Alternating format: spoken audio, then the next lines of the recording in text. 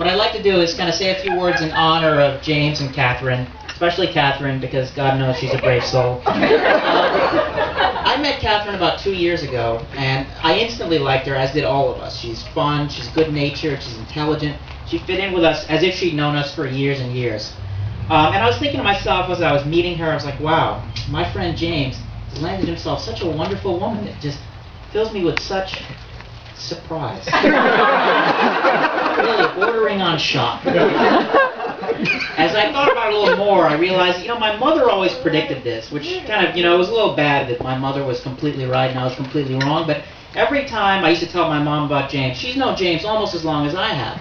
She would ask after him, I would tell her what was going on in his life. No matter what we were discussing, she would always say at the end of the conversation, "Oh, James is such a nice boy. And he's a doctor." The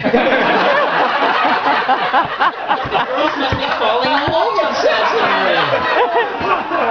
And in fact, it turns out that my mother was right and I was spectacularly wrong.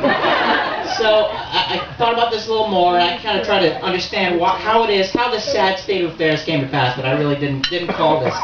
The thing is that being James's friend, it inspires love, it inspires admiration, but there's also the grinding frustration of being James's friend. Really, it's just it's what I like to call, there's something I like to call the circle of James. And it typically is a string of just wildly optimistic, harebrained schemes destined to be repeated just as many times as they're destined to fail. And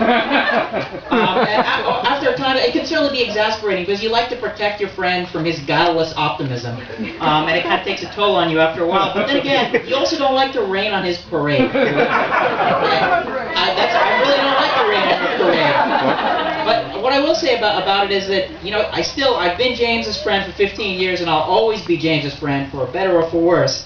Because really, what is really remarkable about James is that fact that he's surrounded by people who see mostly the coldness and hardness in the world, and they try to point it out to him, and they say, that'll never work, and you don't understand how people are. And James just chooses to willfully ignore those bad aspects of our world.